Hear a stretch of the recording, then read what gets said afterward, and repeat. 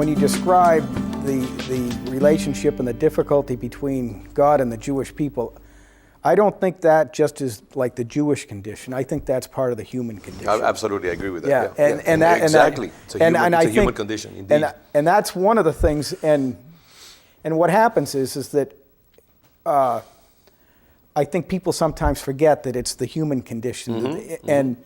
But at the same time, one of the things that that I'm not an expert in, but it appears that the modern state of Israel has basically made it credible for Jews to believe in a covenant religion again. And there are signs that basically they are actually becoming more religious in the face of a growing sense that they're going to be okay.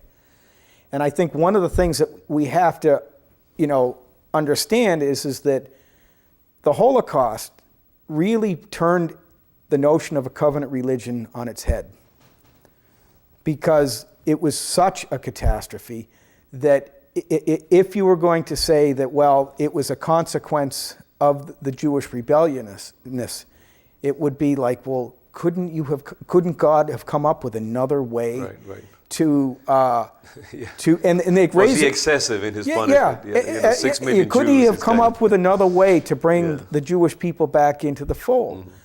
And the problem is that we have to be very careful not to turn God into a murderer. And so it always goes back to what type of God do we worship. And I guess at a certain point, I'll go back to, God's relationship with the Jewish people is a source of great fascination for a lot of people. But on one level, it's none of my business. And I know that and then we have another conundrum, because just a few minutes ago I said that I don't proselytize towards Jews in any way, shape, or form, but I know that as a faithful Christian, I am obligated to basically share the Christian faith with everyone I come across. Okay? And so, so it's like, so that we it's a are, dilemma also. And so it's basically, which horn of the dilemma do you want to be crucified on? And I've chosen one horn. And what happens is that people will say, well, how serious are you about accepting Jesus as the Messiah and into your heart if you don't share him with the Jewish people? And my response is, can we make a credible proffer given what has happened over the past 2,000 years? And this is a very difficult conundrum. And this is the conundrum that I think that, any reasonable Christian would be caught on. And we need to live in that tension, absolutely. I think just as you deal with individual issues of evangelization and proselytization and so on and so forth, I mean, there's so many things that need to be clarified and corrected on the part of Christianity before we can even attempt to make a credible approach to the Jewish mind and soul regarding Christianity. There's hundreds of years of brutal, demonic persecution and racial discrimination and brutality and so on and so forth that we absolutely need to not just apologize for, but be desperate in our own condition for. And so there are huge amounts of stuff that need to be clear before we can even begin to say, okay, now let's present Christianity in a credible way. There's so much muck in the Jewish soul, rightfully so.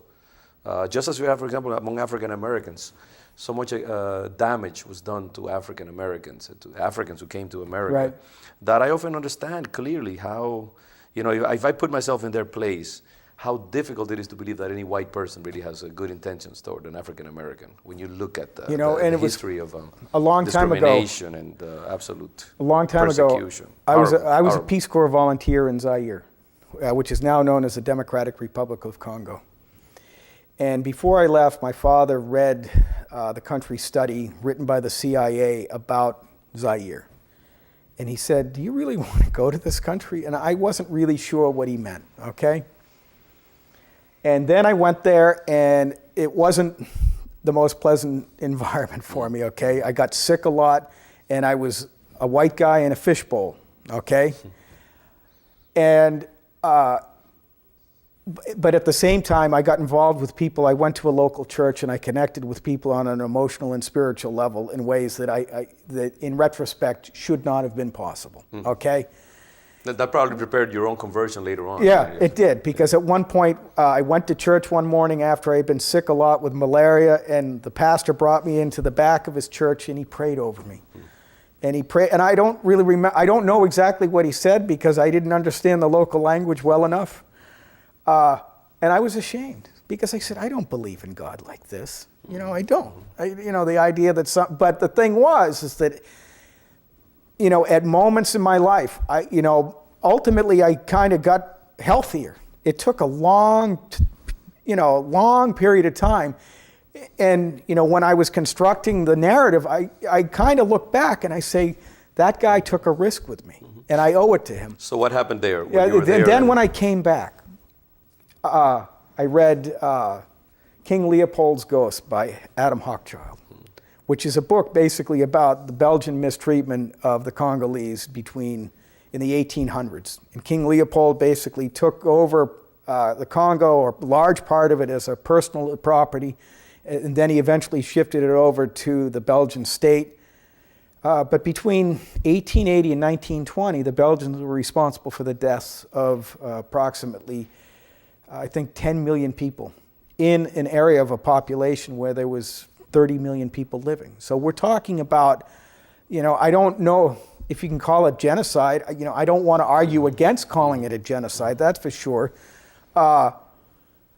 And it was where Joseph Conrad wrote Heart of Darkness. And while I was there, I read Heart of Darkness for the first time, and I said, okay, there's something that we need to know about.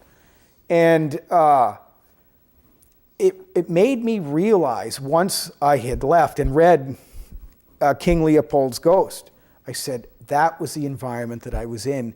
And I just said, just how frightened some people must have been of my white skin.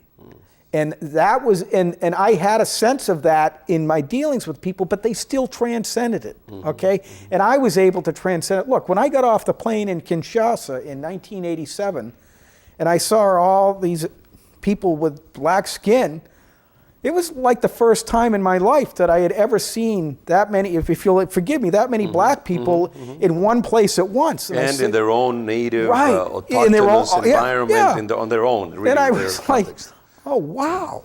And I was, came from a rich white suburb of Westwood, Massachusetts, and I wasn't really equipped. Okay, I wasn't, and so and eventually after about a year and a half later, I got sent home with hepatitis, and they said, if they try to send you back, kid, we don't think you should come because you've been sick a lot. And the thing is that I wasn't really sure that I was in a position to be able to help them. And I realize now that the suffering that I endured was the admission ticket to be able to help them, but I was ashamed of it. I kept getting sick, and I thought somehow I was doing something wrong, when in fact, no.